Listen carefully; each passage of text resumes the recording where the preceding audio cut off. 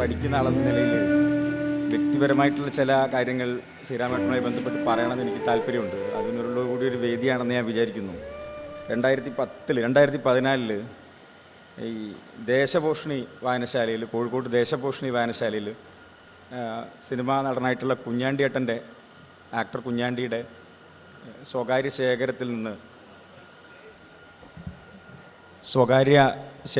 നിന്ന് ഒരു പുസ്തകം, അതായത് ഒരു ജാതി സഭയുടെ പ്രൊസീഡിങ്സ് അവിടെ കാണാനിടയായി. അപ്പോൾ അവിടെ ലൈബ്രറികളിൽ സ്ഥിരമായിട്ട് ഇങ്ങനെ പോകാൻ ശ്രമിച്ചിരുന്ന ഒരാളെന്ന നിലയിൽ എനിക്ക് ആ പ്രൊസീഡിങ്സ് കൈ കിട്ടി. ആ പ്രൊസീഡിങ്സിൻ്റെ പേര് ഐക്യമത്യം പരമ്പൽ എന്നാണ്.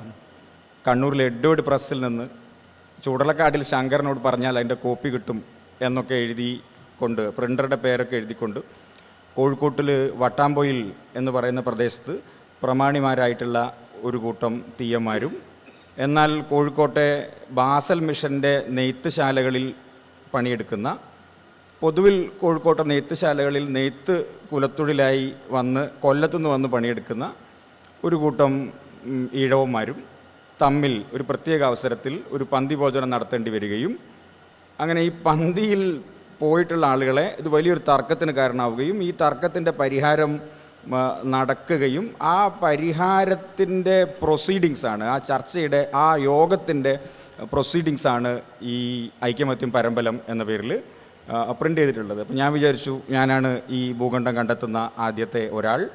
അങ്ങനെ 2014 കേരള ഹിസ്റ്ററി കോൺഗ്രസ് എന്ന് പറയുന്നൊരു മഹാമഹം ഉണ്ടായിരുന്നു. അപ്പോൾ അതിനു വേണ്ടി അത് അവതരിപ്പിക്കാൻ പോകുന്ന അവസരത്തിൽ എനിക്ക് എൻ്റെ ഒരു സുഹൃത്ത് ഒരു പുസ്തകം കൊണ്ടുത്തരികയാണ്. ആ പുസ്തകം ശ്രീരാമേട്ടൻ ഇതേ വിഷയത്തെക്കുറിച്ച് അത്യന്തം നമ്മൾ മറ്റാരും അറിയില്ല എന്ന് കരുതപ്പെട്ടുകൊണ്ടിരിക്കുന്ന ചരിത്രകാരന്മാർക്ക് ഈ രഹസ്യം വളരെ താല്പര്യമുള്ളൊരു സാധനമാണ്. അതും ഔദ്യോഗികമായ രഹസ്യം വളരെ താല്പര്യമുള്ളൊരു കാര്യമാണ്. അപ്പോൾ ആ നിലയ്ക്ക് ഈ ഞാനല്ലാതെ മറ്റാരും കണ്ടിട്ടില്ല എന്ന് കാണുന്ന ഞാൻ ശരിക്കും അത്ഭുതപ്പെട്ടു പോയി. മാത്രമല്ല, ഞാൻ ആ പ്രൊജക്റ്റ് അവിടെ അവസാനിപ്പിച്ചു. ഇനി വേറെ തരത്തിൽ അത് പിന്നീട് എഴുതാം എന്ന് വിചാരിച്ചു. ഒരു ശ്രീരാമേട്ടൻ്റെ ലേഖനം വായിച്ചപ്പോൾ അതിനിടയിൽ അതിലിനി എന്ത് പറയാൻ എന്ന നിലയ്ക്ക്, എന്താണ് ഇനി അതിനകത്ത് പറയാൻ കഴിയുക എന്ന നിലയ്ക്ക് അവിടെ ശ്രീരാമേട്ടൻ എത്തിയിട്ടുണ്ടായിരുന്നു.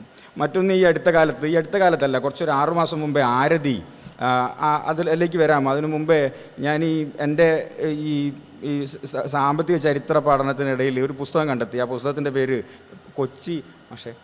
കൊച്ചി സംസ്ഥാനത്തെ അനുഭോഗ ക്രമങ്ങൾ. ടൈറ്റിൽ ഞാൻ കൃത്യമായി ഓർക്കുന്നില്ല. കൊച്ചി സംസ്ഥാനത്തെ അനുഭോഗ വിധി. അത് വളരെ പ്രധാനപ്പെട്ടൊരു ടെക്സ്റ്റാണ്. കാരണം കൊച്ചിയിലെ നിലം കണ്ടെഴുത്തുമായി ബന്ധപ്പെട്ടുകൊണ്ട് വളരെ വളരെ പ്രധാനപ്പെട്ട, അതിനെക്കുറിച്ച് തന്നെ നമുക്കൊരു 4 ദിവസം കളിക്കാനുണ്ട്. അപ്പോൾ അങ്ങനെ പ്രധാനപ്പെട്ടൊരു ടെക്സ്റ്റാണ്. അപ്പോൾ ഞാൻ ഇത് മറ്റാരും കാണാനിടയില്ല എന്ന് ധരിച്ച് വളരെ സൂക്ഷ്മതയോടെ, ശ്രദ്ധയോടെ ഒക്കെ തന്നെ ഇതിങ്ങനെ പൊലിച്ചിരിക്കുമ്പോഴാണ് ആരതി എനിക്കൊരു ബുക്കിൻ്റെ കവർ എനിക്ക് പാസ് ചെയ്യുന്നത്. അത് ശ്രീരാമേട്ടൻ്റെ ശേഖരത്തിലുള്ള അനവധി പുസ്തകങ്ങളിൽ ഒരു പുസ്തകമായിരുന്നു ഈ CTC. എനിക്ക് സംശയമായിട്ടത് പിന്നീട് ചോദിക്കാനുണ്ട്, ആരാണ് ഈ CTC എന്നുള്ള പേരിൽ കൊച്ചി സംസ്ഥാനത്തെ അനുഭോഗ വിധികൾ ഇങ്ങനെ രേഖപ്പെടുത്തിയിട്ടുള്ളത് എന്നുള്ളത്. അപ്പോൾ ആ നിലയ്ക്ക് ഇതൊരു പേഴ്സണൽ നോട്ടായി ഞാൻ പറഞ്ഞു എന്ന് മാത്രമേ ഉള്ളൂ. ഇപ്പോൾ ഇന്ന് കുന്നംകുളത്തേക്ക് വരുമ്പോൾ, മുമ്പ് ഞാൻ കുന്നംകുളത്തൂടെ യാത്ര ചെയ്യുമ്പോൾ ഞങ്ങളിൽ പലരും അന്വേഷിച്ചുകൊണ്ടിരുന്നത് എവിടെയാണ് ഈ കുന്നംകുളം നഗരത്തിൻ്റെ അടിയിലുള്ള ഈ കാറ്റാക്കോമ്പുകൾ അല്ലെങ്കിൽ ഭൂഗർഭ അറകൾ. മാഷോടെ ഇരിക്കുന്നുണ്ട്. എവിടെയായിരിക്കാം ഇതിനടിയിൽ കോരപ്പാപ്പൻ്റെ ഈ ഭൂഗർഭ അറകൾ, കാറ്റാക്കോമ്പുകൾ എവിടെയായിരിക്കാം കുന്നംകുളത്തുള്ളത് എന്ന് പലപ്പോഴും ആലോചിച്ച് പോയിട്ടുള്ള ഒരുപാട് സുഹൃത്തുക്കളുണ്ട്. പക്ഷേ ഞാനൊന്ന് കുന്നംകുളം പുതിയ ബസ് സ്റ്റാൻഡിൽ ഇറങ്ങിയപ്പോൾ ഞാൻ നോക്കിയത് എവിടെയാണ് ഈ പബ്ലിസിറ്റി ബ്യൂറോ എന്നുള്ളതാണ്. എവിടെയാണ് ആ പബ്ലിസിറ്റി ബ്യൂറോ? അതിനകത്തുനിന്ന് ഇരുന്നുകൊണ്ട് ഈ പറയുന്ന ഏതാണ്ട് മൈക്കിൻ്റെ മുന്നിലുള്ള ഒരു ഏകാന്തത അനുഭവിക്കുന്ന ഒരു അനൗൺസർ താഴെ നിന്നുകൊണ്ട് കണ്ണിൻ്റെ ദൂരത്തിലിരിക്കുന്ന ആളുകളോട് എങ്ങനെയായിരിക്കാം സന്ദേശങ്ങൾ പാട്ടുകളിലൂടെ കൈമാറിയിട്ടുണ്ടാവുക എന്നതൊക്കെ ഞാൻ ആലോചിച്ചു. അപ്പോൾ ആ നിലയ്ക്ക് ഈ പുസ്തകത്തിൻ്റെ ഒരു പ്രധാനപ്പെട്ട പ്രത്യേകത, അത് ഒരു നോവൽ പോലെ, ഞാനതിനെ കുറച്ചുകൂടി മാറ്റി പറയണമെന്ന് വിചാരിക്കുന്നുണ്ട്. അതൊരു നോവൽ പോലെ അല്ലെങ്കിൽ ഒരു കഥ പോലെ ഒക്കെ നിങ്ങളെ സ്പർശിക്കാനും ആഴത്തിൽ മുറിവേൽപ്പിക്കാനും, എന്തിനായിരിക്കാം ആ പെൺകുട്ടി ആ മുടി ബോബ് ചെയ്തിട്ടുള്ള ആ ആ പകുതി പാവാട ഉടുത്ത് നടക്കാറുണ്ടായിരുന്ന ആ പെൺകുട്ടി എന്തിനായിരിക്കാം ആ കിണറിൽ, ആ പൊതു കിണറിൽ അല്ലെങ്കിൽ ആ കിണറിൽ ചാടി ആത്മഹത്യ ചെയ്തത് എന്ന് നമ്മൾ നിരന്തരം ചോദിക്കും. എവിടെയായിരിക്കാം ആ ബേക്കറി നടത്തിപ്പുകാരൻ, എവിടെയായിരിക്കാം ആ ഹോട്ടൽ നടത്തിപ്പുകാരൻ പോയിട്ടുണ്ടാവുക എന്ന് നമ്മൾ നിരന്തരം ഇത് കഴിഞ്ഞാൽ ചോദിക്കും. കാരണം ഇതിനകത്ത് ഐതിഹ്യമാലയിൽ നാരായണ മാഷ് പറഞ്ഞതുപോലെ ഉദ്വേഗം എന്ന് പറയുന്ന ഒന്ന് എവിടെയൊക്കെയോ ഇതിനകത്ത് ഇങ്ങനെ ഈ ആഖ്യാനത്തിനകത്ത് ഇങ്ങനെ ഒരുക്കി വെച്ചിട്ടുണ്ട്. അപ്പം എനിക്ക് പറയാനുള്ളത് ഇതിനകത്ത് നേരത്തെ നാരായണ മാഷ് സൂചിപ്പിച്ച പോലെ ഇതിനകത്തുള്ള ആത്മകാവതാംശമാണ്. യഥാർത്ഥത്തിൽ ഞാൻ അതിലേക്ക് തിരിച്ചു വരും. യഥാർത്ഥത്തിൽ ഈ ചരിത്രം പറയാനുള്ള, അത് ഉണ്ടായോ ഇല്ലയോ വാൻ, ചരിത്രം പറയാനുള്ള ഏറ്റവും സ്ട്രാറ്റജിക്കായിട്ടുള്ള ഒരു വഴിയാണ് ആത്മകഥ പറയുക എന്നുള്ളത്.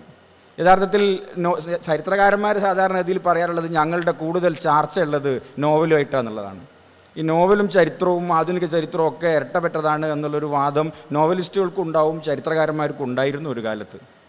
പക്ഷേ ഞാൻ കരുതുന്നത് ഈ ചരിത്രത്തിൻ്റെ ഏറ്റവും അടുത്ത സഹചാരി, ഒരുതരം ഭ്രാതാവ് എന്നൊക്കെ പറയാൻ കഴിയുന്നത് പോലെ ചാർച്ചയും ശത്രുതയും സൂക്ഷിച്ചു കാണാറുള്ളത്, അത് അടുപ്പത്തിൻ്റെ സൂചനയാണ് കാണാറുള്ളത് ആത്മകഥനങ്ങളിലാണ് എന്നുള്ളത് തന്നെയാണ്. അതുകൊണ്ടായിരിക്കാം ഈ അപ്പത്ത് അടിയേരി എന്ന് പറയുന്ന മലയാളത്തിലെ ഏറ്റവും ആദ്യത്തെ ആത്മകഥ അച്ചടി പോലെ, തീവണ്ടി പോലെ, ആധുനിക വിമാനങ്ങളും യന്ത്രത്തോക്കുകളും പോലെ ആധുനികതയോടും ജ്ഞാനോദയത്തോടും കൂടി എവിടെയോ ഉണ്ടായി ഇവിടത്തേക്ക് മെല്ലെ പതിയെ ഇറങ്ങി വരികയാണ്, പങ്ക്ച്വേഷൻ മാർക്ക് പോലെ ഒക്കെ ഇറങ്ങി വരികയാണ് എന്നുള്ളൊരു ധാരണയുണ്ട്.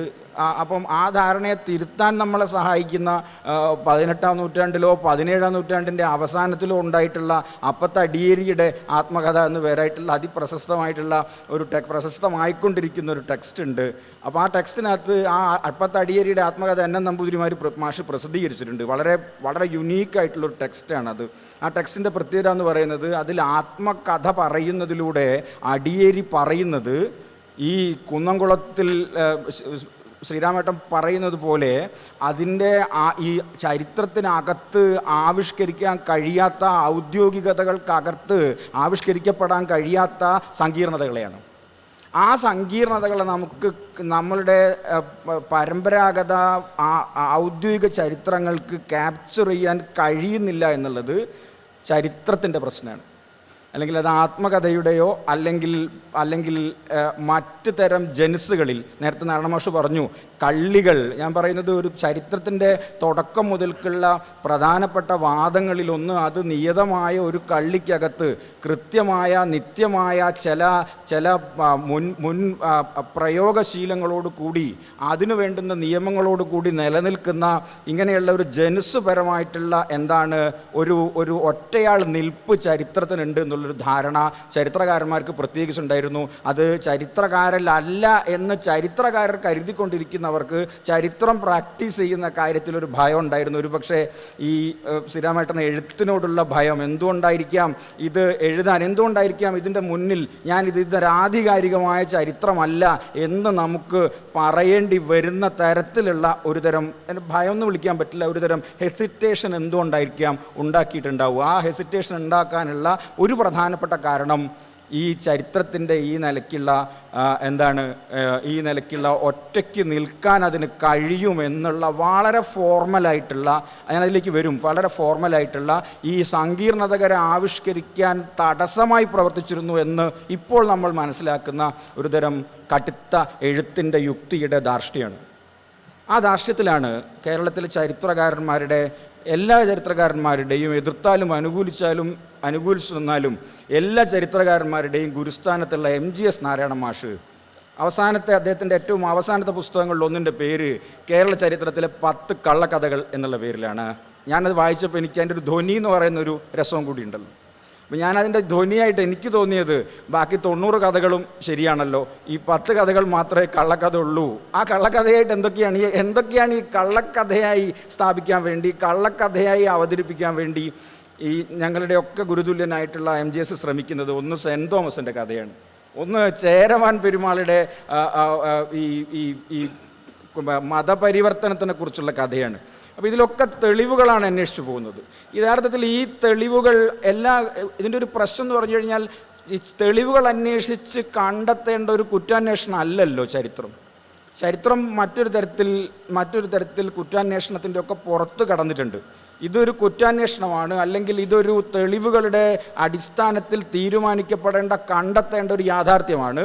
ഈ പറയുന്ന പട്ടണം എന്ന് പറയുന്ന സ്ഥലത്ത് താഴോട്ട് ഇങ്ങനെ കുഴിച്ചു പോകുമ്പോൾ ഇത് മുസിരിസ് ആണ് എന്ന ഒരു സ്ഥലപ്പേര് അടയാളപ്പെടുത്തിയിട്ടുള്ള ഒരു മയിൽക്കുറ്റി അവിടെ നിന്ന് കിട്ടും. അത് കിട്ടാത്തിടത്തോളം അത് മുസിരിസ് അല്ല. മുസ്ലിസ് അല്ല. മുസ്ലിസ് ആവാതിരുന്നാൽ എന്തുവരും? മുസ്ലിസ് ഇരുന്നാൽ എന്തുവരും എന്ന് പറഞ്ഞാൽ സെൻറ് തോമസ് ഇവിടെ വന്നിട്ടില്ല എന്ന് പറയാൻ പറ്റും. അപ്പോൾ സെൻറ് തോമസ് ഇവിടെ വന്നിട്ടുണ്ട് എന്ന് പറയുന്നത്, ഇവിടെ കുഴിക്കുന്നത് കേരളത്തിലെ ക്രിസ്ത്യാനികൾ, പരമ്പരാഗത ക്രിസ്ത്യാനികളുടെ അവരുടെ ചരിത്രമാണ് കുഴിക്കുന്നത് എന്ന ആരോപണം ത്തിൻ്റെ അടിസ്ഥാനമായി പ്രവർത്തിക്കുന്നത്. മുസ്ലിസ് കുഴിച്ചു കഴിഞ്ഞാൽ അവിടെ മുസ്ലിസ് എന്നുള്ള ഒരു തെളിവ്, ഒരു പേര് രേഖപ്പെടുത്തിയിട്ടുള്ള ഒരു ചെമ്പോല, ഒരു ചെപ്പേട്, അല്ലെങ്കിൽ ഒരു ശിലാലിഖിതം, അല്ലെങ്കിൽ ഒരു ബസ്സിൻ്റെ ബോർഡ് അവിടെ ലഭിക്കും എന്നുള്ള നിങ്ങളുടെ ധാരണയുടെ പ്രശ്നമാണ്. ഇത് ചരിത്രം എന്ന് പറയുന്ന ഈ പറയുന്ന വൈജ്ഞാനിക മേഖല, അല്ലെങ്കിൽ ചരിത്രം എന്ന് പറയുന്ന രസത്തിൻ്റെ മേഖല ഇന്ന് പരിണമിച്ചെത്തി നിൽക്കുന്ന ഒരു കാലത്തോട് ഈ തരത്തിലുള്ള ഷാഢ്യങ്ങൾ ഒരു തരത്തിലും നീതി പുലർത്തുന്നില്ല. ഇത് ഞാൻ മനസ്സിലാക്കുന്നത് 19-ാം നൂറ്റാണ്ടിൻ്റെ രണ്ടാം പകുതിയിൽ ജർമ്മനി എന്ന് പറയുന്ന ഒരു രാജ്യം ഉണ്ടായിരുന്നു, ഫ്രാൻസ് എന്ന് പറയുന്ന ഒരു രാജ്യം ഉണ്ടായിരുന്നു. ആ രാജ്യങ്ങൾ ഇപ്പോഴും നിലനിൽക്കുന്നതായിട്ടാണ് ഞാൻ മനസ്സിലാക്കുന്നത്. അവിടെ റാങ്കെ എന്ന് പേരായിട്ടുള്ള പഴയ ഒരു വിദഗ്ധൻ ഉണ്ടായിരുന്നു. ഫ്രാൻസിലാണെങ്കിൽ അഗസ്റ്റോ കോംതെ എന്ന് പേരായിട്ടുള്ള ഒരു ചിത്രത്തയ്യൽ പഠിപ്പിക്കുന്ന അധ്യാപകരുണ്ടായിരുന്നു.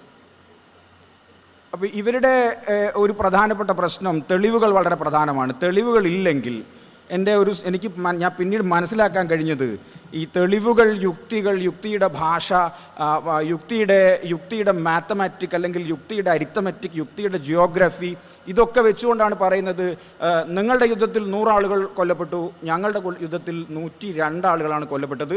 അതുകൊണ്ട് ഞങ്ങളുടെ യുദ്ധം നിങ്ങളുടെ യുദ്ധത്തേക്കാൾ ഭീകരമായിരുന്നു, അല്ലെങ്കിൽ നിങ്ങളുടെ യുദ്ധം ഞങ്ങളുടെ യുദ്ധത്തേക്കാൾ ഭീകരമായിരുന്നു. അങ്ങനെ അളവുപരമായ ഏകകങ്ങൾ ഉപയോഗിച്ചുകൊണ്ട് ചരിത്രത്തെ മനസ്സിലാക്കുകയും ചരിത്രത്തെ വിശദീകരിക്കുകയും ചരിത്രത്തിൻ്റെ സ്വഭാവം തന്നെ നിർവചിക്കാൻ ശ്രമിക്കുകയും ചെയ്തിട്ടുള്ള ശ്രമങ്ങൾ നമുക്കറിയാം. ഈ അളവ് പരതയിൽ തന്നെയാണ് തേർഡ് റീക്ക് നിലനിൽക്കുന്നത്. ഏറ്റവും അധികം ലിയോപോൾഡ് വോൺ റാങ്കയുടെ, അഗസ്റ്റ കോംതെയുടെ പോസിറ്റിവിസം, എംപിരിസം മറ്റൊന്നാണ്. ഇത് ഒരു രാഷ്ട്രത്തിൻ്റെ പദ്ധതി എന്ന നിലയ്ക്ക് പ്രോത്സാഹിപ്പിച്ചുകൊണ്ടിരുന്നത്, അത് അതിൻ്റെ പാർട്ടിസാന്മാരെ വായിപ്പിച്ചുകൊണ്ടിരുന്നത് തേർഡ് റീക്കിൻ്റെ കാലത്തായിരുന്നു എന്നുള്ളത് നമ്മൾ ഇപ്പോൾ മനസ്സിലാക്കുന്നുണ്ട്. അങ്ങനെ ഇപ്പോൾ നമ്മൾ മനസ്സിലാക്കുകയും ലോകത്തിൻ്റെ പല ഭാഗങ്ങളിലും കുറേ കാലങ്ങൾക്ക് മുമ്പേ ആളുകൾ മനസ്സിലാക്കി തുടങ്ങുകയും ചെയ്ത യുക്തി ഉപയോഗിച്ചുകൊണ്ട് തന്നെയാണ് നമ്മളുടെ ഏറ്റവും പ്രധാനപ്പെട്ട പണ്ഡിതർ ചരിത്രത്തിലെ കള്ളക്കഥകൾ ഏതാണ്, ചരിത്രത്തിലെ ശരിക്കഥകൾ ഏതാണ് എന്നുള്ള അന്വേഷണം ഏതാണ്ട്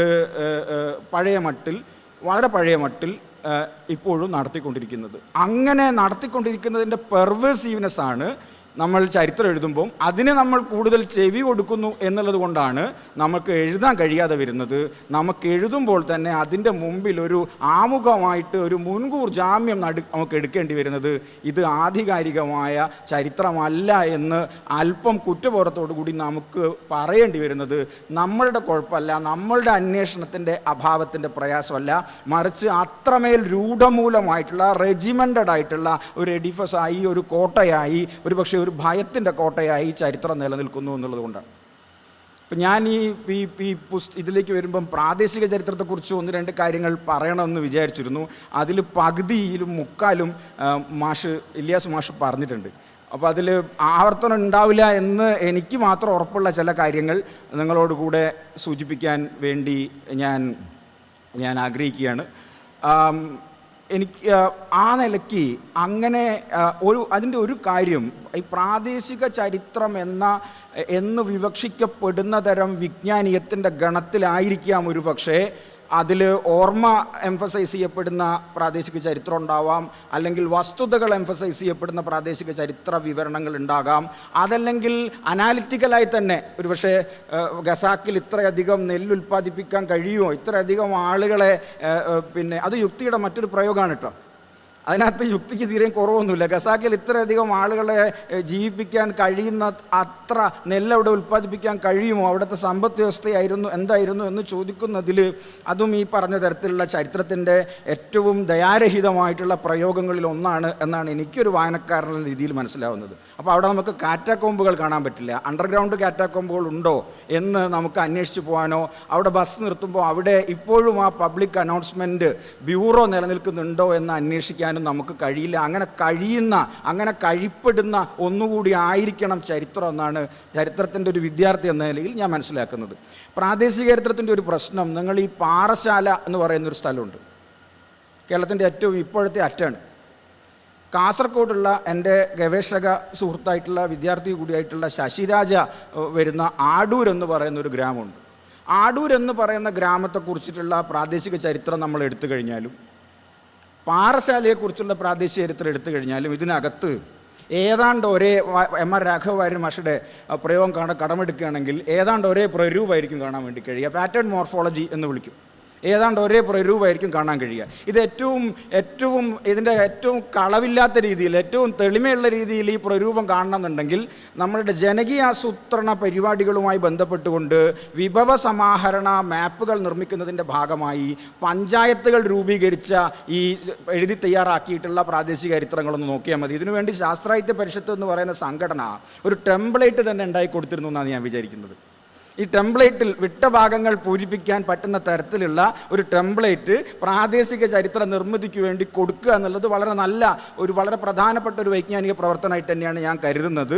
അതിൻ്റെ വെളിച്ചത്തിൽ നമ്മൾ നോക്കുമ്പോൾ കാണാവുന്നത് ഈ ആടൂരിൻ്റെയും പാറശാലയുടെയും ചരിത്രമൊക്കെ ഏതാണ്ട് ഒന്നായിരിക്കും. അതിനകത്ത് ആടൂർ എന്നതിന് പകരം പാറശാല വെച്ചാലും പാറശാലയ്ക്ക് പകരം ആടൂർ വെച്ച് കഴിഞ്ഞാലും വലിയ വ്യത്യാസം ഉണ്ടാവില്ല. സംഘകാലം ഉണ്ടാവും. അവിടെ ചേരമാൻ പെരുമാൾ കുലശേഖര സാമ്രാജ്യം ഉണ്ടായിട്ടുണ്ടോ ഇല്ലയോ എന്ന ചോദ്യമാണുള്ളത്. ഉണ്ടായിട്ടില്ല എന്ന് പറയുന്നത് പോലെ തന്നെയാണ് ഉണ്ടായിട്ടുണ്ട് എന്ന് പറയുന്നതുള്ളതും. പിന്നെ ദേശീയ സ്വാതന്ത്ര്യ സമരത്തിൻ്റെ വലിയൊരു കാലം ഉണ്ടാവും. അതുപോലെ തന്നെ സാമൂഹ്യ നവീകരണത്തിൻ്റെ ഒരു കാലം ഉണ്ടാവും. പിന്നീട് ഉണ്ടാവുന്നത് ഏതാണ്ട് ഭൂപരിഷ്കരണത്തിൻ്റെ കാലം വരെയൊക്കെയുള്ള പ്രാദേശിക ചരിത്രങ്ങൾ നമ്മൾ പരിശോധിച്ച് കഴിഞ്ഞാൽ അത് ഏതാണ്ട് ഒരേപോലെ ഉള്ളതായിരിക്കും. മറ്റൊരു സ്വഭാവം, മറ്റൊരു പ്രരൂപം ഇതിനകത്തുള്ളത്, വാര്യർമാഷ വീണ്ടും കടമെടുക്കുകയാണെങ്കിൽ മറ്റൊരു പ്രരൂപം ഉള്ളത് ഈ സ്ഥലനാമങ്ങൾ ഉപയോഗിച്ചുകൊണ്ട് സ്ഥലനാമത്തിനകത്ത് ചരിത്രത്തിൻ്റെ രഹസ്യം ഒളിഞ്ഞു കിടക്കുന്നു എന്നുള്ള വളരെ പ്രധാനപ്പെട്ട ഒരു ആലോചന രീതിയാണ്. ആലോചന രീതി തെറ്റാണെന്നോ അല്ലെങ്കിൽ ആ ആലോചന രീതിക്ക് അല്പം മാറ്റ് കുറവാണെന്നോ അതിനേക്കാൾ മാറ്റുള്ള മറ്റ് മാർഗ്ഗങ്ങളുണ്ടെന്നോ ഒന്നും അല്ല ഞാൻ പറയാൻ ശ്രമിക്കുന്നത്. ഇങ്ങനെയുള്ളൊരു ആലോചന രീതിയുണ്ട്.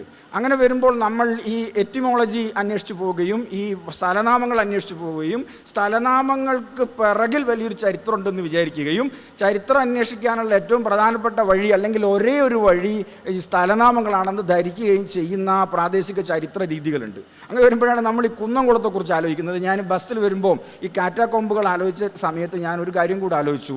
കുന്നംകുളം കര എന്നാണല്ലോ ഈ സ്ഥലത്തിൻ്റെ പഴയ പേരായിരുന്നത്.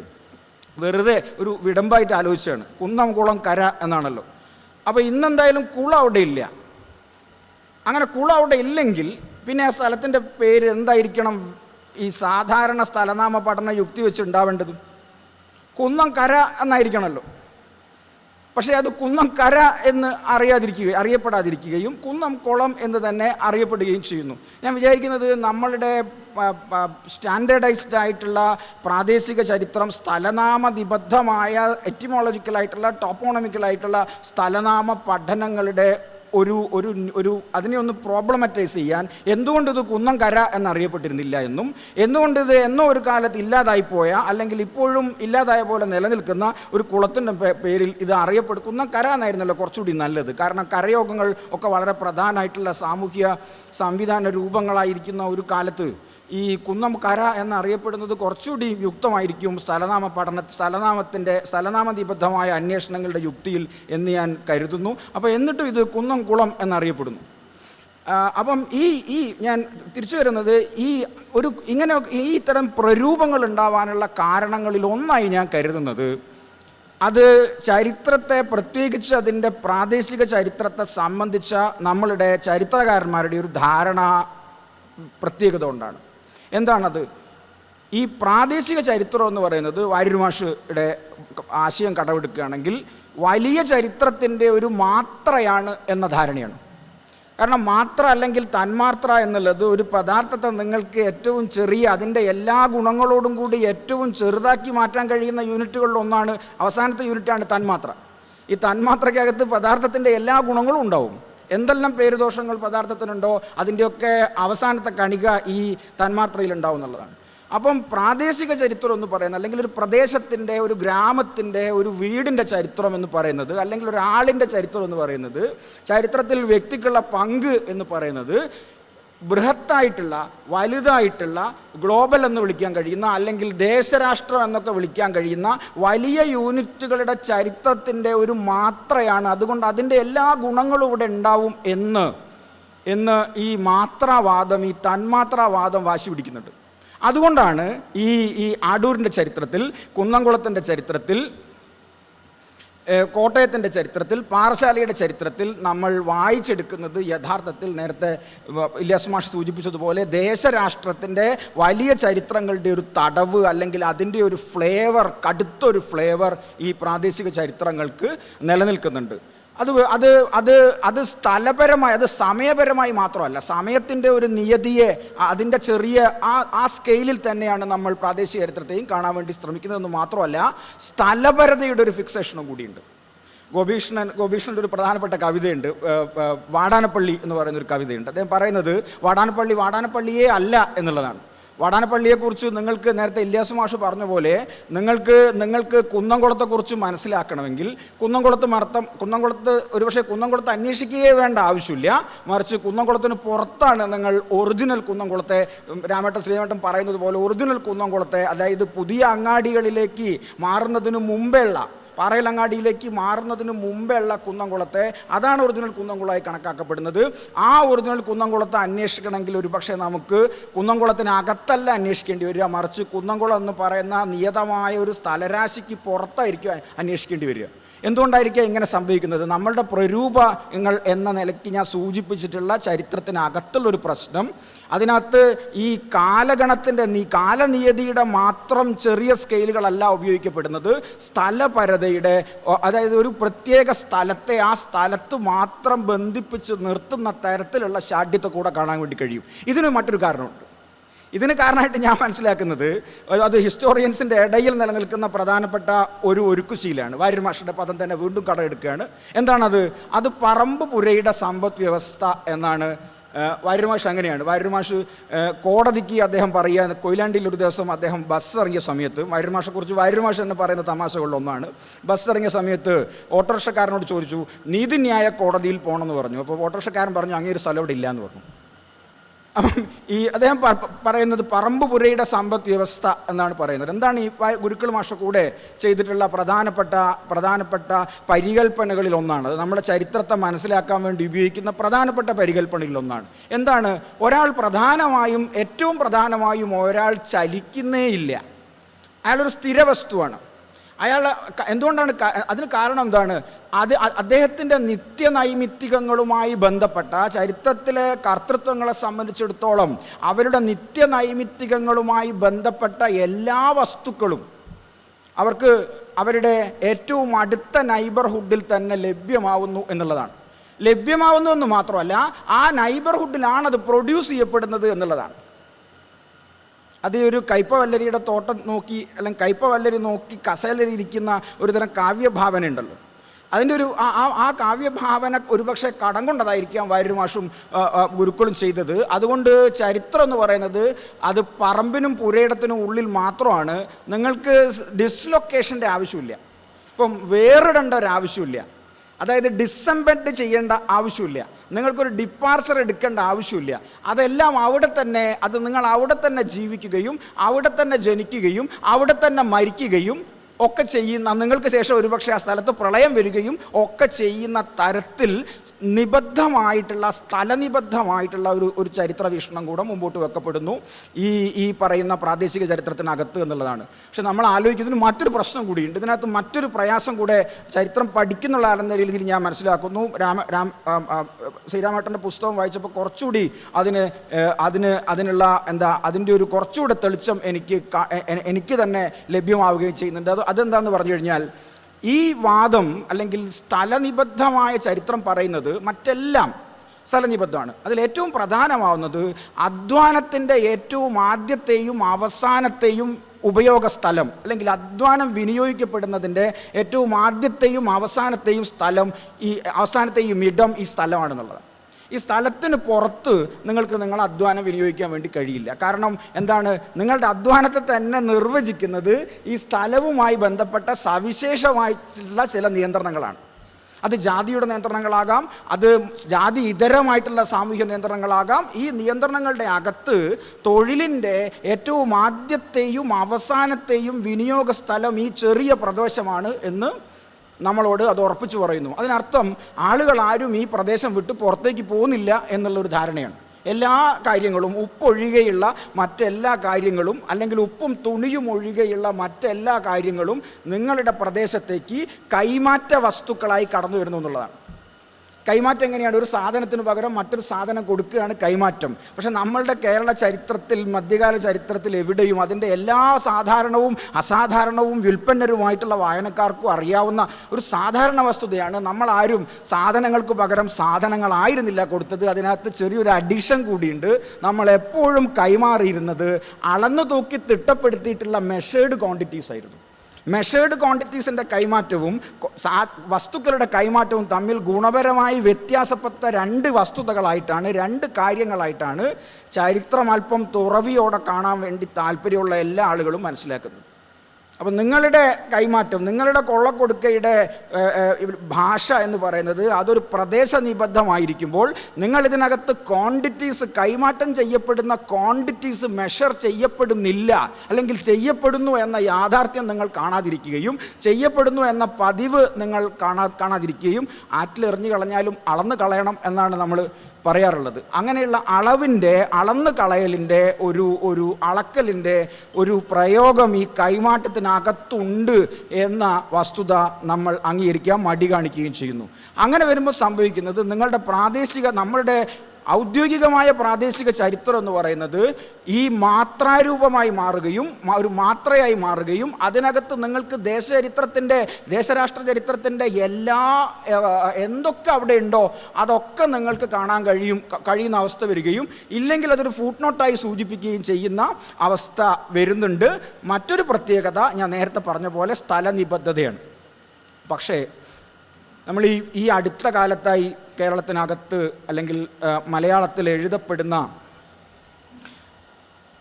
ചരിത്ര അല്ലെങ്കിൽ പ്രാദേശിക ചരിത്ര അതൊരു പുതിയ ജനുസ് തന്നെയായിട്ട് രൂപം കൊള്ളുന്നു എന്ന് ഞാൻ വിചാരിക്കുന്നത് അത് ചരിത്രത്തിനകത്തുള്ള ജനുസ് തന്നെയാണെന്നുള്ളതാണ്. അത്തരം പഠനങ്ങൾ ഉപയോഗിക്കുന്ന ഒരു രീതി ഈ ആത്മകഥനത്തിൻ്റെ മോഡാണ്. ആത്മകഥനത്തിൻ്റെ മോഡ് ഞാൻ നേരത്തെ സൂചിപ്പിച്ചതുപോലെ അതിന് തെളിവ് കൊടുക്കേണ്ട ആവശ്യമില്ല, അതിന് ഈ തെളിവിൻ്റെ ബേർഡൻ ആവശ്യമില്ല. നമുക്ക് ഓർമ്മകൾക്ക് എല്ലാ ഓർമ്മകൾക്കും നമുക്ക് തെളിവ് കൊടുക്കാൻ വേണ്ടി പറ്റില്ല. അങ്ങനെ തെളിവ് കൊടുത്ത് സൂക്ഷിക്കുന്ന ഓർമ്മയാണെങ്കിൽ നമ്മളതിനെ ഓർമ്മ എന്നല്ല പറയുക എന്നാണ് ഞാൻ വിചാരിക്കുന്നത്. എഴുതി വെക്കപ്പെടുന്നതോടുകൂടി, തെളിവുകളുടെ അടിസ്ഥാനത്തിൽ എഴുതി വെക്കപ്പെടുന്നതോടുകൂടി ഒന്ന് ഓർമ്മയല്ലാതായി മാറുന്നു എന്ന് ഞാൻ വിചാരിക്കുന്നു. ഇതൊരു പ്രാദേശിക ചരിത്രത്തിൽ ഒരു പുതിയ ജനുസിൻ്റെ തിടം വെച്ച് കാണലാണ് ഇപ്പോൾ നമ്മൾ ഈ കുന്നംകുളങ്ങരയിലൂടെ അതുപോലെയുള്ള മറ്റനേകം പുസ്തകങ്ങളിലൂടെ കാണുന്നത് എന്ന് ഞാൻ മനസ്സിലാക്കുന്നു. ഇതിനകത്ത് ഉള്ള ഏറ്റവും പ്രധാനമായി എനിക്ക് തോന്നിയിട്ടുള്ള ഒരു കാര്യം ഇതിൻ്റെ ഇമോട്ടീവായിട്ടുള്ള കണ്ടൻ്റാണ്, ഇതിൻ്റെ വൈകാരികതയാണ്. ഈ വൈകാരികത അത്യന്തം പ്രധാനപ്പെട്ടതാണ്. ചരിത്രം നമ്മൾ വായിച്ചു കഴിയുമ്പോൾ, അല്ലെങ്കിൽ മധ്യകാല ചരിത്രം നമ്മൾ വായിച്ചു കഴിയുമ്പോൾ നമുക്ക് ഉണ്ടാവാനിടയുള്ള ഒരു വികാരം ഉണ്ടാവുമെന്നാണ് എനിക്ക് തോന്നുന്നത്. മിക്കം വായിച്ചു കഴിഞ്ഞാൽ ചില സമയത്ത് ഉണ്ടാവാറുള്ളത് നമുക്കൊരു ജുഗുപ്സയാണ് ഉണ്ടാവാറുള്ളത്, അല്ലെങ്കിൽ കുറ്റബോധം എന്ന് പേരായിട്ടുള്ള എന്തെങ്കിലും ഒരു സാധനം ഉണ്ടായി വരാറുള്ളത് എന്നാണ് ഞാൻ മനസ്സിലാക്കുന്നത്. പക്ഷേ കുന്നംകുളങ്ങര വായിക്കുമ്പോൾ നിങ്ങൾക്ക് തോന്നുന്നത്, നിങ്ങൾക്ക് ഉണ്ടാവുന്ന ഒരു വൈകാരികത ഒരുതരം ഇൻറ്റിമസിയാണ്. ഇത്രയധികം അത് ശ്രീരാമേട്ടന് മാത്രമുള്ള ഇൻറ്റിമസി അല്ല. ആ ഇൻറ്റിമസിയെ നിങ്ങൾക്ക് ഒരാളെ ഇവിടെ അന്വേഷിച്ചു പോകേണ്ടുന്ന, നിങ്ങൾക്കൊരു പരിചയക്കാരനെ ഒരു യാത്രാ സമയത്ത് നിങ്ങൾക്ക് ഒരിടെയെങ്കിലും ഒരാൾ അവിടെ നിൽപ്പുണ്ടാകുമോ എന്ന് ഒരു വായനക്കാരനെ കൊണ്ട് തോന്നിപ്പിക്കാവുന്ന തരത്തിൽ ഒരു അടുപ്പത്തിൻ്റെ പിരിച്ചുണ്ടാക്കാൻ വേണ്ടിയിട്ട് കുന്നംകുളങ്ങരയ്ക്ക് കഴിയുന്നുണ്ട് എന്നുള്ളതാണ്. അതാണ് എന്നെ സംബന്ധിച്ചിടത്തോളം ഏറ്റവും പ്രധാനപ്പെട്ടത്. ഈ ഇൻറ്റിമസിയുടെ പ്രത്യേകത സാധാരണഗതിയിൽ ഇപ്പം ഈ അടുപ്പത്തിൻ്റെ വൈകാരികതയുടെ ചരിത്രത്തിലെ വൈകാരികതയുടെയും അടുപ്പത്തിൻ്റെയൊക്കെ അംശം പറയുമ്പോൾ അതിൻ്റെ ഒരു പ്രത്യേകത, ഇപ്പോൾ പലതരത്തിലുണ്ടാകുന്ന വൈകാരികതയുടെ പ്രത്യേകത അതൊരു തരം കൗണ്ടർ വൈകാരികതയാണ്. അത് നിങ്ങളോട് അടുപ്പം, നിങ്ങളുടെ ചരിത്രത്തിനകത്ത് നിങ്ങൾക്ക് സ്നേഹം ഉണ്ടാക്കുമ്പോൾ അതേസമയം തന്നെ അത് മറ്റൊരിടത്ത് വിദ്വേഷം ഉണ്ടാക്കുന്നു എന്നുള്ളതാണ്. പക്ഷേ ഇതിനകത്ത് ഈ പുതുതായി രൂപം കൊള്ളുന്ന ഒരു ജനുസ് സമാനം രൂപം കൊള്ളുന്ന പ്രാദേശിക ചരിത്രങ്ങൾക്കകത്ത് കാണുന്ന, അല്ലെങ്കിൽ ചരിത്രങ്ങൾക്കകത്ത് കാണുന്ന ഒരു പ്രത്യേകത, അതിൻ്റെ ഇമോട്ടീവ് കണ്ടൻറ്റ് അതിൽ തന്നെ സമ്പൂർണ്ണമായി നിലനിൽക്കുന്നു എന്നുള്ളതാണ്. അതിൽ തന്നെ സമ്പൂർണ്ണമായി നിലനിൽക്കുന്ന ഒരു ഇമോട്ടീവ് കണ്ടൻറ്റ് ഈ കൃതികൾക്ക്, ഇത്തരം ജനുസിന് ഉണ്ടാക്കാൻ വേണ്ടി കഴിയുന്നു എന്നുള്ളതാണ്. അവസാനം ഒരു കാര്യം കൂടെ പറയാം. അത് ആദ്യം പറഞ്ഞതിൻ്റെ തുടർച്ചയാണ്. ഞാൻ CTC കൊച്ചു രാജ്യത്തെ അനുഭവ വിധികൾ അന്വേഷിച്ച് പോകുമ്പോൾ, അല്ലെങ്കിൽ ഐക്യമത്യ പരമ്പര അന്വേഷിച്ച് പോകുമ്പോൾ ഞങ്ങൾക്കെല്ലാം മുമ്പേ ശ്രീരാമേട്ടൻ അവിടെ എത്തിയിട്ടുണ്ടെന്നുള്ളത് ഞങ്ങൾ മനസ്സിലാക്കുന്നുണ്ട്. അതുപോലെ തന്നെയാണ് ഈ പുസ്തകത്തിലേക്ക് നോക്കുമ്പം സാധാരണഗതിയിൽ കേരള ചരിത്രത്തിൽ പ്രത്യേകിച്ച് ആധുനിക ചരിത്ര രചനയിൽ ആരും അങ്ങനെ അധികം ഉപയോഗിച്ച് കാണാതുള്ളൊരു പഠന വസ്തുണ്ട്. അത് തിരുവിതാംകൂർ നിയമസഭയിൽ നടന്നിട്ടുള്ള എല്ലാ ഡിബേറ്റുകളെ സംബന്ധിച്ചും ഏതാണ്ട് പഠിതാക്കൾക്ക് എല്ലാം അറിയാം. അവിടെ കണ്ടാമൃഗം 2 ഇറക്കുമതി ചെയ്യുമ്പോൾ അത് ഏത് വർഷത്തിലാണ് സൂവിലേക്ക് കണ്ടാമൃഗം ഇറക്കുമതി ചെയ്യാൻ വേണ്ടി തീരുമാനിച്ചത് എന്നത് ഉൾപ്പെടെ ഏതേതൊക്കെ വസ്തുക്കളാണ് രാജാവിനും രാജാവിൻ്റെ അനുചരർക്കും രാജാവിൻ്റെ ലോയലിസ്റ്റുകൾക്കും വേണ്ടി ഉപയോഗപ്പെടുത്തിയിട്ടുള്ളതെന്നും ഏതെല്ലാം പാലങ്ങൾ, അണക്കെട്ടുകൾ, നദികൾ ഒക്കെയാണ് വഴിതിരിച്ചു വിട്ടിട്ടുള്ളത് എന്നും ഒക്കെ ഈ അതുമായി ബന്ധപ്പെട്ട നിയമസഭ അല്ലെങ്കിൽ ശ്രീമൂലം പ്രജാസഭയിലെ തർക്കങ്ങളും വിതർക്കങ്ങളും എന്നുള്ളതും പഠിതാക്കൾക്കൊക്കെ അറിയാം. പക്ഷേ കൊച്ചിയെ സംബന്ധിച്ചിടത്തോളം ഞാൻ വിചാരിക്കുന്നത്, എൻ്റെ വായനയുടെ അറിവിൻ്റെയൊക്കെ പരിമിതി ഉണ്ടായിരിക്കാം, ക്ഷമിക്കുക, ഞാൻ മനസ്സിലാക്കുന്നത് കൊച്ചിയിലെ ശ്രീമൂലം പ്രജാസഭയിലെ ഡിബേറ്റുകൾ ഒരു പക്ഷേ ശ്രീരാമേട്ടന് മുമ്പ് ഈ നിലയ്ക്ക് കണ്ടിട്ടുള്ള ഒരാൾ VK എന്നായിരിക്കും. അതുകൊണ്ടാണ് രാജാവ് ഓട്ടംതുള്ളൽ പകർത്തി എഴുതുന്ന ഈ ചപ്രമഞ്ചത്തിൽ ഇരുന്നുകൊണ്ട്, അതിൻ്റെ ഒരു മൂലയ്ക്ക് ഇരുന്നുകൊണ്ട്, ഒരു തലയണയിൽ കാല് വെച്ചുകൊണ്ട് ഈ പഴയ തുള്ളൽ കഥകൾ പകർത്തി അത് അങ്ങനെ എഴുതി. അത് രസകരമായ വസ്തുത, ആ തുള്ളൽ കഥകളിൽ അങ്ങനെ പകർത്തി എഴുതിയിട്ടുള്ള പാട്ടുകൾ അപ്പം തമ്പുരാൻ പ്രസിദ്ധീകരിച്ചിട്ടുണ്ട് എന്നുള്ളതാണ്. ഇത് കൊച്ചി രാജകുടുംബത്തിനകത്ത് നേരം പോക്കായി അവിടെയുള്ള ആളുകളെയൊക്കെ ചൊല്ലിച്ച് ഇരിക്കാനൊക്കെ വേണ്ടിയിട്ടായിരിക്കാം ഈ കോപ്പി പേർപ്പെഴുതി വെച്ചിട്ടുള്ള കവിതകൾ അപ്പം തമ്പുരാൻ പ്രസിദ്ധീകരിക്കുകയൂടെ ചെയ്യുന്നുണ്ട്. അപ്പം ഈ പൊതുവിൽ ചരിത്രകാരന്മാരുടെ ശ്രദ്ധയിൽ പെടാതിരിക്കുന്ന കൊച്ചി പ്രജാസഭയുടെ, പ്രജാമണ്ഡലത്തിൻ്റെ പ്രൊസീഡിങ്സ് നമ്മൾ അധികാരം കണ്ടിട്ടില്ല. അത് അത്യന്തം പ്രധാനപ്പെട്ട, ചരിത്രത്തിൻ്റെ സാങ്കേതിക ഭാഷയിൽ പറയുകയാണെങ്കിൽ ഒരു ഉപദാനമാണ് എന്ന് ഞാൻ മനസ്സിലാക്കുന്നു. ഇനി ശ്രീരാമേട്ടൻ്റെ ഈ പുസ്തകം വായിച്ച് അത് അന്വേഷിച്ച് പോകാൻ ആളുകളോട് പറയാൻ പറ്റുന്ന തരത്തിൽ ഞാൻ ഈ പറയുന്ന പബ്ലിക് അഡ്വർടൈസ്മെൻറ്റ് ബ്യൂറോ അന്വേഷിച്ച് പോകാൻ അല്ലെങ്കിൽ നോക്കണം എന്ന് ആളുകളോട് പറയുന്നത് പോലെ, അല്ലെങ്കിൽ കുന്നംകുളത്തെ ഭൂഗർഭ അറകളുണ്ടോ എന്ന് ആളുകളോട് നമ്മൾ അന്വേഷിച്ച് പോകാൻ പറയുന്നത് പോലെ ഈ പുസ്തകം വായിച്ചു കഴിഞ്ഞാൽ സാങ്കേതികമായി ചരിത്രത്തിൽ പണിയെടുത്ത് അതിൽ നിന്ന് അന്നം കഴിക്കുന്ന ഒരാളെന്ന നിലയിൽ, ചരിത്രത്തിൽ ഒരു പണിക്കാരനെന്ന നിലയിൽ, പണി പഠിപ്പിക്കുന്ന ഒരാളെന്ന നിലയിൽ ഞാൻ മറ്റ് ആളുകളോട് പറയുക, ഇതുപോലെ പഠിച്ചുകൊണ്ടിരിക്കുന്ന ആളുകളോട് പറയുക, ഈ പുസ്തകം നിങ്ങൾ വായിക്കേണ്ടത്, അല്ലെങ്കിൽ നിങ്ങൾ ഇതിനും കൂടി വായിക്കേണ്ടത് കൊച്ചിയിലെ പ്രജാമണ്ഡലത്തിൻ്റെ ഡിബേറ്റുകളിലേക്ക് നിങ്ങളുടെ ശ്രദ്ധ ചെലുത്തേണ്ട അത്യാവശ്യമുണ്ട് എന്നുള്ളതാണ്. കുന്നംകുളം കാവടിക്കേസ് കുന്നംകുളത്തിലെ ഒരു എപ്പിസോഡ് മാത്രമാണ്. അതിനുശേഷം ഈ ഒരു പക്ഷേ കുന്നംകുളത്തെ കുന്നംകുളം അല്ലാതാക്കി മാറ്റുന്നത്, വാടാനപ്പള്ളിയെ വാടാനപ്പള്ളി അല്ലാതാക്കി മാറ്റിയതുപോലെ കുന്നംകുളത്തെ അനേകം വേരുകളോട് കൂടിയിട്ടുള്ള, പലയിടത്ത് നിന്ന് വെള്ളം അന്വേഷിക്കുന്ന വേരുകളോട് കൂടിയിട്ടുള്ള ഒരു സ്ഥലമാക്കി മാറ്റിയിട്ടുള്ളത് ഈ തരത്തിലുള്ള കൊച്ചി രാജ്യത്തിനകത്ത് നടന്നിട്ടുള്ള ഡിബേറ്റുകളുടെ പശ്ചാത്തലത്തിൽ അതിൽ സജീവമായി പങ്കെടുക്കുന്നത് കൂടിയായിരിക്കാം. ഇനി ഒരുപാട് ദിവസത്തിൽ നമുക്ക് പറയാനുള്ള കഥയുണ്ട്. ഇനി നമുക്ക് തലപ്പള്ളിയിലെ രാജാക്കന്മാരെ കുറിച്ച് പറയാനുണ്ട്, കക്കാട് നമ്പിടിമാരെ കുറിച്ച് പറയാനുണ്ട്. അതൊക്കെ വളരെ രസകരമായിട്ടുള്ള കഥകളാണ്. ഈ കക്കാട് നമ്പിടിയെക്കുറിച്ചിട്ടുള്ള ഒരു കേരളോൽപ്പത്തി കഥ പലർക്കും അറിയുന്നതായിരിക്കാം. അത് മാത്രം പറഞ്ഞുകൊണ്ട് ഞാൻ അവസാനിപ്പിക്കും. കാരണം അത് കൊച്ചി രാജ്യവുമായിട്ട് ഇതിനുള്ള ബന്ധത്തിൻ്റെ പ്രോബ്ലമാറ്റിക് സ്വഭാവത്തെ കൂടി വെളിപ്പെടുത്തുന്നുണ്ട് എന്നാണ് ഞാൻ വിചാരിക്കുന്നത്. അങ്ങനെ ഇരിക്കുമ്പോഴാണ് ഈ അവസാനത്തെ പെരുമാളിൽ ഒരാൾ ഒരു ദിവസം ബുദ്ധമാർഗമാണ് ബൗദ്ധമാർഗമാണ് നല്ലത് എന്ന് കണ്ടിട്ട് ബൗദ്ധമാർഗം സ്വീകരിക്കാൻ വേണ്ടി തീരുമാനിക്കുന്നു എന്ന് മാത്രമല്ല, തൻ്റെ അനുചരരായിട്ടുള്ള ബ്രാഹ്മണന്മാരോട് പറയുന്നു, ബുദ്ധമാർഗത്തിലാണ് ഇനിമേൽ ഗതി, അതുകൊണ്ട് നിങ്ങളെല്ലാവരും ബുദ്ധമാർഗം സ്വീകരിക്കണം എന്ന് പറയുന്നു. ബ്രാഹ്മണന്മാരെ സംബന്ധിച്ചിടത്തോളം ഇത് പെരുമാൾ അവർക്ക് കൊടുത്ത പഴയ സമയവും സത്യവുമുണ്ട്, അതിൻ്റെ ലംഘനമാണ്. അതുമാത്രമല്ല, ഈ രാജാജ്ഞ കേട്ടതോടുകൂടി അവരെല്ലാവരും ബുദ്ധിയും കെട്ട് തൃക്കാരിയൂരിലേക്ക് വാങ്ങി നിൽപ്പായി. അങ്ങനെ തൃക്കാരിയൂരിലേക്ക് ബുദ്ധിയും കെട്ട് വാങ്ങി നിന്ന ഈ നമ്പൂതിരിമാർ ആലോചിക്കുകയാണ്, രാജാവിനെ കൊല്ലണം, രാജഹത്യ നടത്തേണ്ട ആവശ്യമുണ്ട്. അപ്പോൾ ആരും രാജഹത്യ നടത്താൻ വേണ്ടി തയ്യാറല്ല. അപ്പോൾ ഒരാൾ മാത്രം പറയുകയാണ്, ഞാൻ രാജഹത്യ നടത്താൻ വേണ്ടി തയ്യാറാണ്. അങ്ങനെ രാജഹത്യ നടത്താൻ വേണ്ടി തയ്യാറാവുമ്പം എല്ലാ ഹത്യകളും നടക്കാൻ വേണ്ടി തയ്യാറാകുന്ന ആളുകൾ ആദ്യം ഒരു കളിയാണ് കളിക്കാറുള്ളത്. അങ്ങനെ മഹാഭാരതത്തിലേതുപോലെ അല്ലെങ്കിൽ മറ്റനേകം ചതിക്കപ്പെട്ട കഥകളിലേതുപോലെ കക്കാട് നമ്പിടി അല്ലെങ്കിൽ ഈ ബ്രാഹ്മണൻ കക്കാട് പട്ടേരി നമ്പിടി കഥയുടെ ക്ലൈമാക്സ് ആണ്. കക്കാട്ട് പട്ടേരി ഈ പെരുമാളെ ചൂത് കളിക്കാൻ വേണ്ടി വിളിക്കുന്നു. അങ്ങനെ ചൂത് കളിക്കാൻ വേണ്ടി വിളിക്കുന്നു. എന്താണ് കാരണം? ഈ പെരുമാളെ ആർക്കും കൊല്ലാൻ വേണ്ടി കഴിയില്ല. കാരണം എന്താണ്? പെരുമാളിന് കാവൽക്കാരായി 2 ഭൂതങ്ങളുണ്ട്. ആ ഭൂതങ്ങൾ അടുത്തിരിക്കുന്നിടത്തോളം കാലം പെരുമാളെ കൊല്ലാൻ വേണ്ടി കഴിയില്ല. അങ്ങനെ ചൂത് കളിക്കാൻ വേണ്ടി വിളിക്കുന്നു. ചൂതുകളിയിൽ ഭൂതങ്ങളെ പണയപ്പെടുത്തുന്നു. ഭൂതങ്ങൾ കക്കാട് ഈ പറയുന്ന രാജാവിന് നഷ്ടപ്പെടുന്നു. പട്ടേരിയുടെ അടിമകളായി ഭൂതങ്ങൾ മാറുന്നു. അപ്പോൾ ഭൂതങ്ങളോട് പട്ടേരി പറയുന്നുണ്ട്, നിങ്ങൾ കടൽക്കരയിൽ പോയി നിങ്ങളൊരു കാര്യം ചെയ്യണം, അവിടെ എത്ര തിര വരുന്നുണ്ട് എന്നുള്ളത് എണ്ണിയെടുത്ത് അതിൻ്റെ കണക്ക് എനിക്ക് കൊണ്ടുവരുന്ന് തരേണ്ട ആവശ്യമുണ്ട്.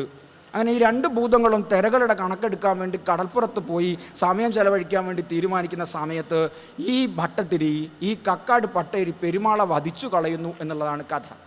അങ്ങനെ പെരുമാളെ വധിച്ച് തിരിച്ച് സഭയിലെത്തിയ ഈ പട്ടേരി പറയുകയാണ്, ഈ രാജാവിനെ വധിച്ച് തിരിച്ച് സഭയിലെത്തിയ പട്ടേരി പറയുകയാണ്, തൻ്റെ സമുദായാംഗങ്ങളോട്, തൻ്റെ സഭാംഗങ്ങളോട് പറയുകയാണ്, ഇനി ഞാൻ സഭയിലിരിക്കില്ല, ഞാൻ ഇനി മുതൽ പടിയിൽ മാത്രമേ ഇരിക്കുകയുള്ളൂ, നാം ഇനി പടിയിൽ മാത്രമേ ഇരിക്കുകയുള്ളൂ.